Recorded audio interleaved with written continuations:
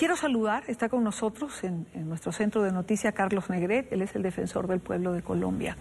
Señor Negret, buena tarde, gracias por acompañarnos. Muy buenas tardes por invitarme a su programa y muy complacido de estar aquí. Defensor, escuchábamos al vicepresidente de Colombia decir, bueno, esto ojalá no llegue a ser una avalancha que afecte a Colombia, o no queremos que llegue a ese punto, pero tengo que comenzar la entrevista preguntando, ¿no es una avalancha ya la cantidad de venezolanos que está llegando a Colombia en este momento, en esta circunstancia de crisis?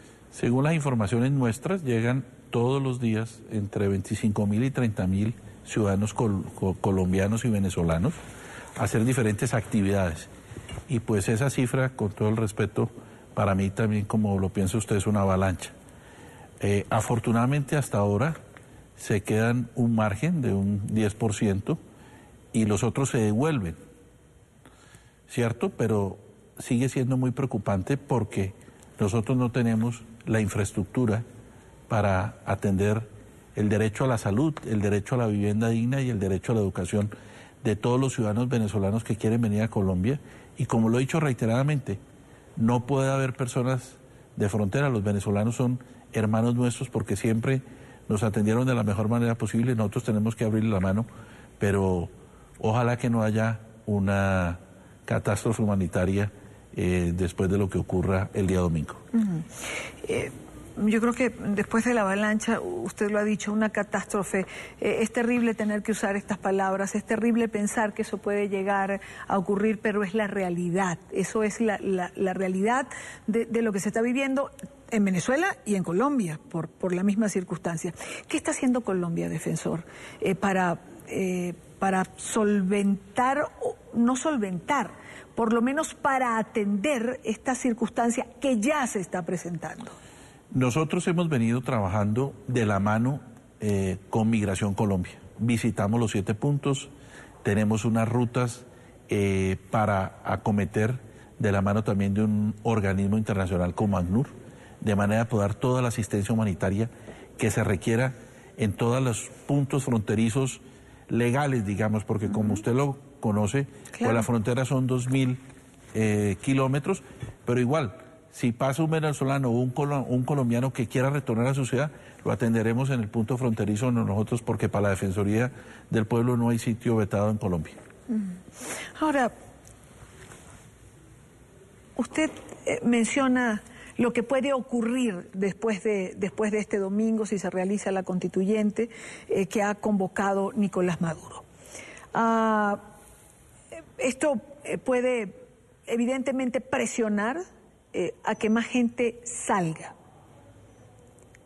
¿En algún momento se habló de algún tipo de refugio que que Colombia estaba pensando implementar?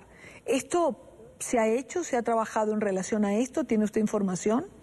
Hemos trabajado, yo me reuní con la señora canciller hace unos 45 días para hablar este tema con su embajador de Colombia en Venezuela, que ahora está aquí, y diseñamos unas rutas en el evento en que existiera una llegada masiva de ciudadanos venezolanos y de colombianos que retornen.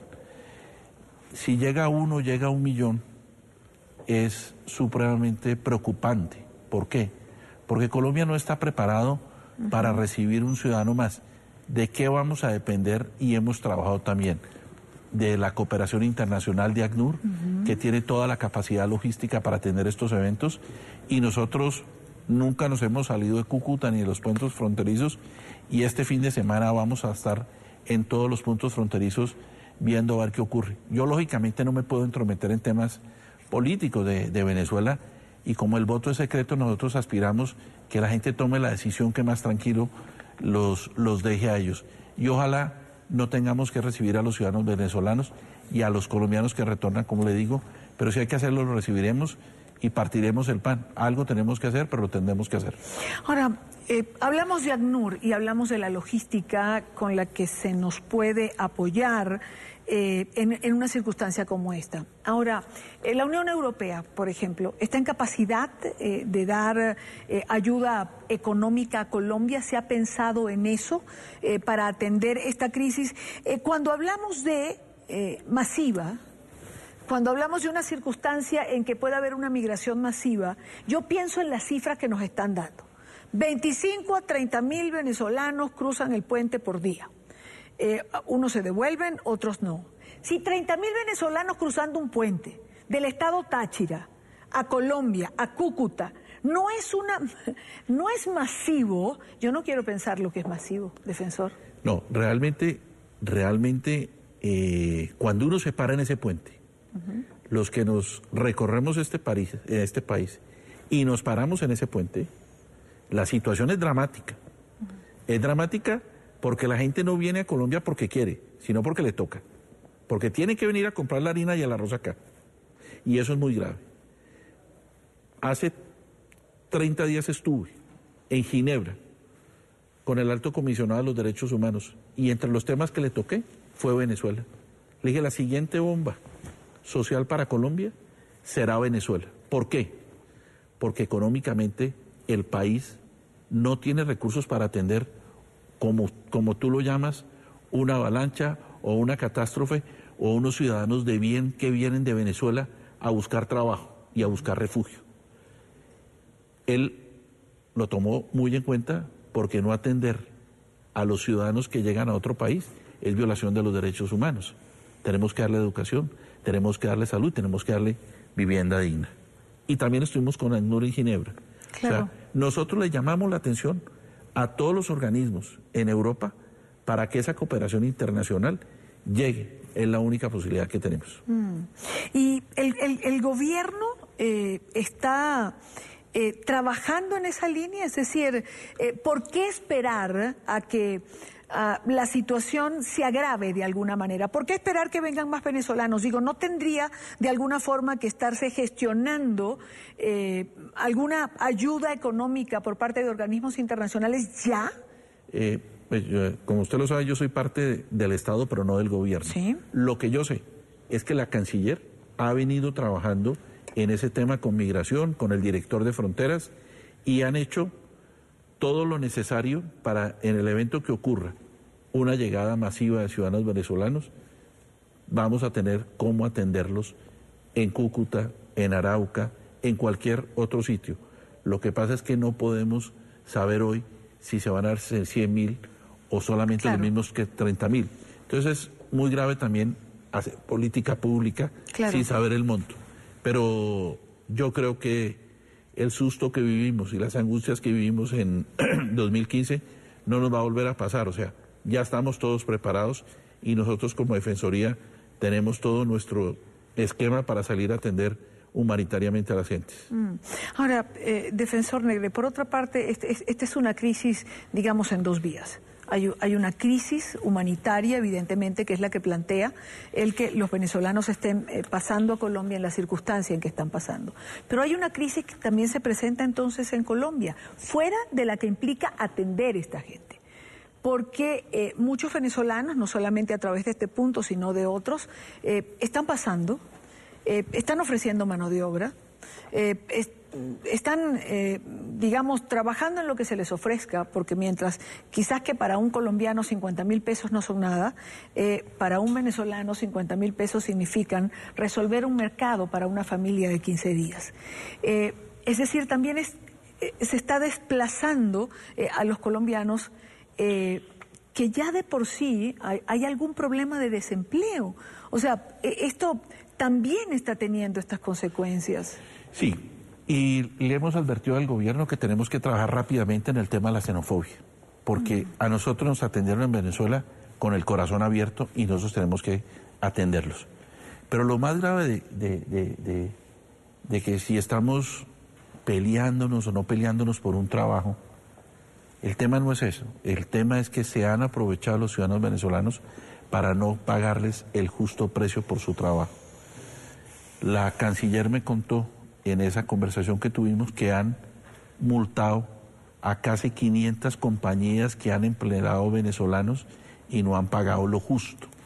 Esa es una buena medida y es una medida que hay que resaltar de Migración Colombia y de la Cancillería, porque en mi concepto personal, cuando uno no paga lo justo está violando los derechos humanos y en eso han hecho un trabajo muy fuerte. Pero es muy complicado chequear si hay venezolanos en Subachoque, por ejemplo, trabajando en ganadería, o médicos venezolanos, como lo vimos en algún noticiero, lavando carros en Bogotá, porque la situación allá es muy difícil y la gente tiene que venir a trabajar para mandar algún recurso. Claro. Defensor, yo soy venezolana y muchas veces recorrí la frontera. La frontera en el estado Zulia, por ejemplo. Nuestra mano de obra en Venezuela era mano de obra colombiana que cruzaba cada día a trabajar y muchos colombianos vivían en toda esa parte del estado Zulia que fue en un momento determinado la gran despensa de Venezuela y que no es. Por eso le preguntaba, porque es factible que caso contrario pase lo mismo y no se tenga registro de eso. No, sin lugar a dudas, en lo que tiene que ver con los venezolanos que han llegado a Colombia y con los colombianos que han retornado, hay un subregistro total. Claro. Es pertinente contar que desde febrero se estableció la TMF y a partir de ese momento pudimos saber cuántos entraban y cuántos salían, pero no sabemos desde antes. Y el problema de Venezuela no es de ahora, llevamos un año muy largo y muy grave. Dos preguntas y me quedan, o dos preguntas, pero son dos temas igual. Defensor Negret, usted mencionó la xenofobia. ¿Cómo combatir la xenofobia? Es decir, en Venezuela aún hoy, con todas las circunstancias, viven más de 4 millones, cerca de 5 millones de Colombia, aún hoy con la crisis. Los venezolanos no migraban. No. Es un fenómeno nuevo para nosotros, que hoy en día tenemos las familias regadas por todas partes del mundo. ¿Cómo combatir la xenofobia? Tenemos que combatirlas con cultura, con educación. Salir los dirigentes del Estado a decir que tenemos que darles la misma oportunidad de trabajo que ellos nos dieron. Claro, no debemos olvidar que en Colombia hay más de 2 millones de personas que no tienen trabajo. Pero cuando nosotros pasamos, también había mucha gente que no tenía trabajo en Venezuela en años y en décadas pasadas, y siempre nos dieron una oportunidad. Yo lo que creo es que con lo que ocurre ahora, que son fronteras abiertas por todo el mundo, no importa si uno es venezolano, colombiano, peruano, lo importante es que uno haga el trabajo, pero que le paguen lo justo. Y desde la Cancillería, desde los diferentes ministerios, hay que salir a hacer una campaña para hacer respetar al ciudadano venezolano, que no viene aquí a nada distinto, sino a trabajar para poder mandar, como lo he dicho tantas veces hoy, algún recurso a su familia. Y una última pregunta. ¿Ha tenido usted contacto o le ha llamado el defensor del pueblo en Venezuela, Tarek William Saab? ¿Está mortificado, preocupado por la situación de sus connacionales en este momento? La Defensoría del Pueblo de Colombia hace parte de la Federación Iberoamericana de Defensores del Pueblo. El doctor Tarek hace un año no asiste y le hemos enviado 2 resoluciones de nosotros diciéndole, en palabras sencillas, coloquiales, haga respetar los derechos humanos allá en su ciudad. Mire lo importante que es la Defensoría del Pueblo, que lo que hacen las marchas es tratar de llegar siempre ¿a dónde? Al edificio de la Defensoría del Pueblo, porque esa es la última instancia que tiene el ciudadano vulnerable. Sin ninguna otra opción, va a la Defensoría del Pueblo. Desafortunadamente, pues las fuerzas del Ejército y la Policía de Venezuela no los dejan llegar. Él no nos ha contestado y creo que no nos va a contestar. ¿Ni una sola vez? ¿Cuántas comunicaciones le han enviado? De la Federación Iberoamericana le enviamos 2, una en noviembre del año pasado y ahora hace unos 2 meses que estuvimos en México le hicimos una otra carta, pero él no la ha contestado. Y él era un hombre muy activo en la Federación, por lo que me cuentan, y no volvió, pues porque no va a ser fácil sentarse en un foro a hablar de derechos humanos cuando él no ha hecho lo pertinente allá de hacerlo respetar los derechos humanos de todos los ciudadanos venezolanos. ¿Qué interpretan en la Federación en relación a ese silencio? Yo tendría que decir que Tarek William Saab en un momento de su carrera fue un defensor de los derechos humanos activo. Tuve la oportunidad de conocerlo antes de que llegara a ser el defensor de Venezuela, cuando era un abogado que recorría las cárceles de Venezuela defendiendo los derechos humanos de los detenidos y de otras personas. Uno realmente le cuesta entender cómo no puede reaccionar a lo que está ocurriendo. A los defensores del pueblo, hay veces nos toca decir y contarle a la ciudadanía y contarle al gobierno cosas que no quieren escuchar el gobierno. Lo que yo creo, sin ir a generar ninguna controversia con él, es que él no ha guardado la independencia que tiene que guardar el defensor del pueblo de cualquier país del mundo. ¿Por qué? Porque esa es una de las funciones. Y las funciones más importantes de nosotros son ser independiente, promover, proteger y prevenir los derechos humanos.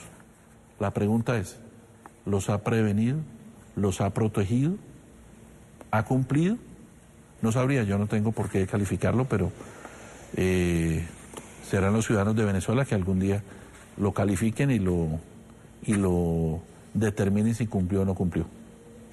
Carlos Negret, defensor del pueblo de Colombia, muchísimas gracias, defensor, por estar con nosotros en la tarde en NTN 24. No, señor, aquí estaré cuantas veces me inviten y que mis salidas a territorio me permitan estar aquí en la calle pavimentada. Con mucho gusto vengo acá.